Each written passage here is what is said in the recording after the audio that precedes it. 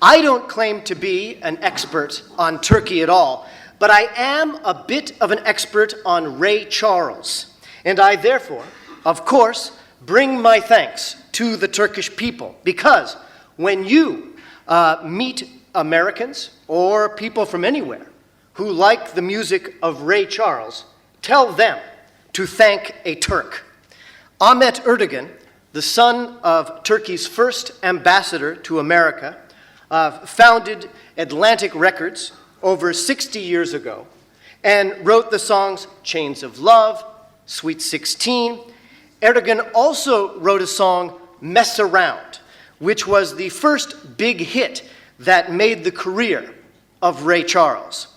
Now, I hear there are some politicians in your country who, like fundamentalist politicians in America, have lots of opinions about alcohol and sex.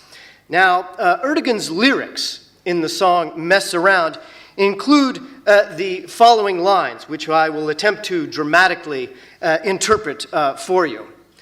Everybody was juiced, you can bet your soul. They did the boogie-woogie like a sturdy roll. See that girl with the diamond ring? She knows how to shake that thing. She knows how to mess around.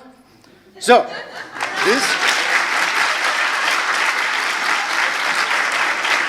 this you can thank Turkey's own Ahmet Erdogan. Ladies and gentlemen, he wrote that song.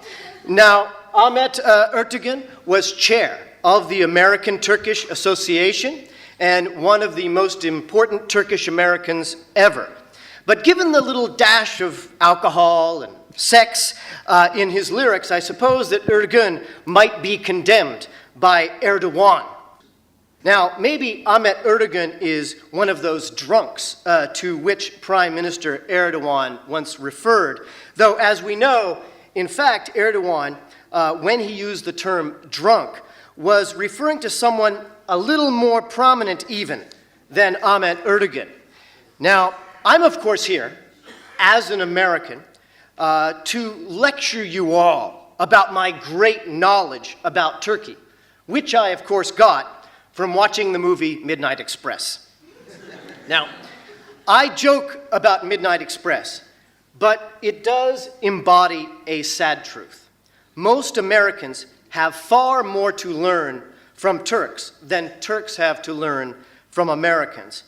Americans just don't know that Turkey is more populated than Great Britain, more populated than France, a lot more populated than the Ukraine, a population equal to California, Texas, Illinois combined. Americans, as a rule, know but one language, while most Turkish people I meet know two or more. Now, we Americans, let's face it, we should get out more. We should learn something. And we should learn, perhaps, about Mehmed II, who, while reigning in the Middle Ages, welcomed innovators, artists, and welcomed Christians, Jews, to a degree far greater than Christian Europe, which was often outright violent to Jews and Muslims at that same time. America is a powerful nation, but our world leadership has not inspired others in the way that FDR and JFK once did. Therefore, Americans have much to learn from Ataturk. But sadly, again, the vast majority of Americans do not even know Ataturk's name. Now, one of America's chiefs of the Joint Chiefs of Staff, thus the head of the United States military, the late Admiral Crowe, said he knew of no other military leader who faced such challenges as Ataturk and overcame them. Unlike most Americans, Crowe knew that Ataturk handed Churchill his hat at Gallipoli, and Admiral Crowe noted that in the later Turkish War of Independence, Ataturk raised and trained an entire military from scratch, indeed creating on the fly the industry to support that military, then succeeded in gaining independence against multiple Western powers.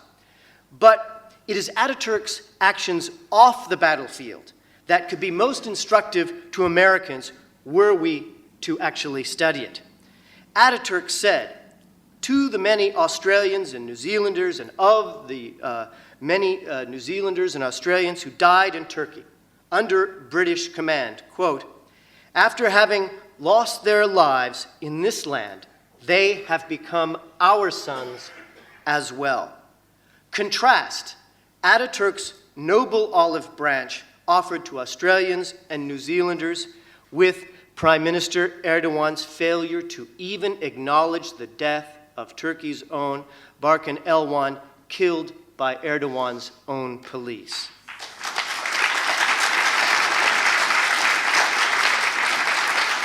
Now, I know that you know the history of Ataturk, but American fundamentalists, the religious fundamentalists, the many American theocratic politicians whom I write about in my book could learn from the founder of the Republic, because it was Ataturk who separated religion from state, gave women voting rights early, granted equal marriage rights, dramatically increased literacy, with compulsory secular education, instituted civil law, and in so many ways directly defied religious conservatives in a way that should be instructional in America as our separation of religion and state crumbles before us.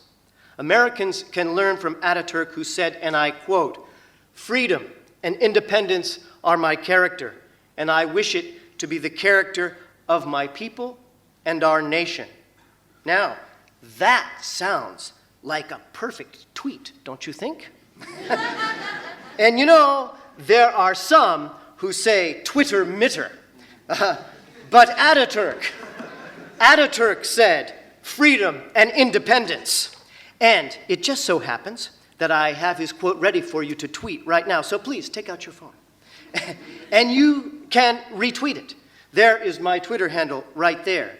We tweeted this quote last week in Ankara without the permission of Erdogan, and we do not seek his permission now. My Twitter handle is Sean Faircloth. Let's please retweet Ataturk's words in memory of Berkin Elvan, who lost his life. Now, was Ataturk perfect? No. Should Ataturk be worshipped like a god? No. Did Ataturk do some things that were perhaps wrong? Yes. But we are in the 21st century. We are allowed to see Ataturk realistically while still retaining so much of what he did that was valuable. When Ataturk was asked to be sultan, Ataturk rejected it and instead led this nation to a secular, civil society. By contrast, today Turkey has a prime minister who seems to want to be a modern sultan, a prime minister who dismisses Ataturk himself as a drunk. Dismiss Ataturk as a drunk? Now, might that be an insult to the nation of Turkey? And as you know, Article 301 in Turkish law prohibits insulting the nation of Turkey. Now, proper constitutional principles of free speech would strike down such a law. But in keeping with the spirit of freedom and independence, let us simply ask some questions. Has Mr. Erdogan insulted the nation of Turkey by tear gassing his own people, even mixing different chemicals so the tear gas antidotes are difficult to use? Does Erdogan insult the nation of Turkey when his police block ambulances seeking to help 500 citizens hurt by Erdogan's police? Does Erdogan insult the nation of Turkey when he makes Turkey known as the world leader in arresting journalists? Does Erdogan insult the nation of Turkey when he seeks to regulate when people can and cannot kiss based on his religious views?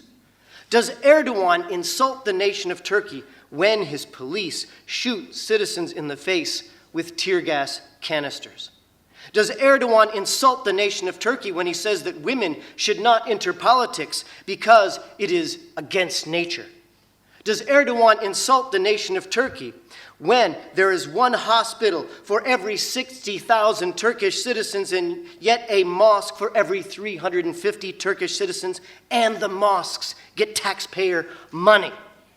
Does Erdogan insult the nation of Turkey when he waves off the unjust, religiously biased arrest of the great composer Fazıl Say by saying, "Do not waste our time with such matters"? Does Erdogan insult the nation of Turkey when he fires water cannon at his own people, water cannon laced with chemicals that burn the skin? Does Erdogan insult the nation of Turkey when he refers to citizens seeking human rights as looters? Does Erdogan insult the nation of Turkey when he says, quote, "Twitter mitter, I don't care at all. Everyone will see how powerful the state is"? Shutting down YouTube, shutting down Twitter. Where is the secular freedom and independence on which this nation was founded? Erdogan labels those who seek freedom and justice and those who seek protection of minority rights as the losers' lobby. Well, if human rights protesters are the losers' lobby, that lobby would include Turkish writer Nazim Hikmet, who wrote poems known the world over as he battled for human rights. Our lobby would include Abdi İpekçi, a journalist who actually thought journalism should not be controlled by government and that religion should be separate from state. That lobby would include Erdal İnönü, internationally recognized physicist and an honest politician. See, they do exist. Indeed, what Erdogan calls the losers' lobby would include Ataturk himself. So we must ask, what kind of nation does Turkey want to build in the future? Is it the kind of nation Ataturk sought when he said, and I quote, "We do not consider our principles as dogmas contained in the books that are said to come from heaven. We derive our inspiration not from heaven or from an unseen world, but directly from life." What will Turkey offer its children? For a child named Berkin Elvan, there will be no future. Americans need to know. Indeed, with this speech on YouTube, I intend to tell them that Erdogan's police ended Berkin Elvan's future when they shot this boy with a gas canister while he was getting bread for his family. Americans need to know that Erdogan did not even have the decency to acknowledge this boy's death and the horrid loss to his family until he blamed the boy's mother for allowing his funeral to become a protest. The fight for justice need not be restricted by national boundaries. I pledge to you that I am going back to America to speak to a large crowd with Richard Dawkins a week from now. And I will speak of your struggle because it should be our struggle. Let us all.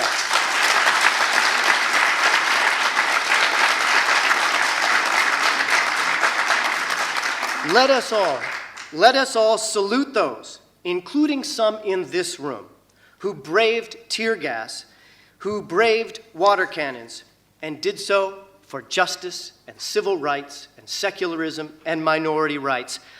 I've met so many good friends here in Turkey. A heroic dentist risking water cannons, a heroic science student facing tear gas, a heroic poet and mother tear-gassed 35 times, a heroic couple, experts in Turkish politics and world human rights, who put their principles on the line, who got out there by joining the protest. Every American schoolchild knows this picture of racists fire-hosing these American civil rights heroes a half-century ago. And they are indeed great American heroes. But to me, also, the friends I have made in Turkey, those who have protested for civil, secular government in our time, you are my heroes, and you are heroes to all those who love freedom anywhere in the world. Some Americans in our time often brag about their freedom in their gas-guzzling SUVs while stopping at McDonald's on their way to Walmart to buy an automatic weapon that they do not need. Sounds so very, very brave, doesn't it? When you here, are truly in a heroic struggle for freedom, and I recognize that struggle is very difficult. When our Jack Kennedy, more than a half-century ago, saw racists spraying civil rights heroes with fire hoses, he went on TV that night and called for a civil rights law. When Erdogan saw this picture, he knew about it because he had planned it. Erdogan insults the nation of Turkey. He insults human rights worldwide. So, when I pose a question to you, I pose it humbly, because as an American, I look up to you who have protested and taken real risks for freedom. I would fully understand if young people chose to leave the injustices of Erdogan and leave it behind. I would welcome you warmly to America. But I hope some brave young people make the choice that the scientific method, that compassion, that reason are worthy of your candidacy for public office in Turkey. If you are dissatisfied with the politicians available to you now, then become an honorable, secular politician like Erdal İnönü. Become an honorable, secular politician like Bülent Ecevit. Become a secular politician like Ataturk. And yes, there are legitimate criticisms of authoritarianism in Turkey that are not related to Erdogan. There are legitimate criticisms of terror tactics that are not related to Erdogan. There are legitimate criticisms of leadership in the past. But in the present, in the light of this last election, the cause of secular, honest government demands a focus on the future, in which the opposition forces truly reach out to each other and unite for a better Turkey. Young people, old people, middle-aged people, please become a campaign organizer or a journalist or a poet or a scientist who speaks out publicly for freedom and secularism and justice, or become a candidate for office yourself. I will go back and call upon Americans to heed your call so that we might all, wherever we are in this globe, live by these words. Freedom and independence are my character, and I wish it to be the character of my people and our nation. We tweeted these words, Ataturk's words, in the memory of Berkin Elvan. Berkin Elvan's death reminds us of Nazım Hikmet's great Turkish poem that is transformed into a folk song throughout the world. I come and stand at every door. When children die, they do not grow. My hair was scorched by swirling flame. My eyes grew dim. My eyes grew blind. Death came and turned my bones to dust that were scattered by the wind. I ask for nothing for myself, for I am dead, for I am dead. All that I ask is that for peace you work today. You work today so that the children of this world may live and grow and laugh and play. It is really now the voice of Berkin Elvan who calls us with these poetic words. I ask for nothing for myself, for I am dead, for I am dead. All that I ask is that for peace you work today so that the children of this world may live and grow and laugh and play. It is the singers of Turkey, it is the poets of Turkey, it is the scientists of Turkey, the freedom fighters of Turkey who can be and should be the heroes of Americans and all freedom-loving people throughout the world. And all of Erdogan's water cannons, all of Erdogan's gas canisters, all of Erdogan's plastic bullets, all of Erdogan's many unjust insults to the nation of Turkey will only make stronger our international call for a government that is secular, a government that is honest, a government that is just. If we too are arrest those who insult the nation of Turkey, then it is surely Erdogan who must be arrested first. Let us unite in the cause of secularism. Thank you very much.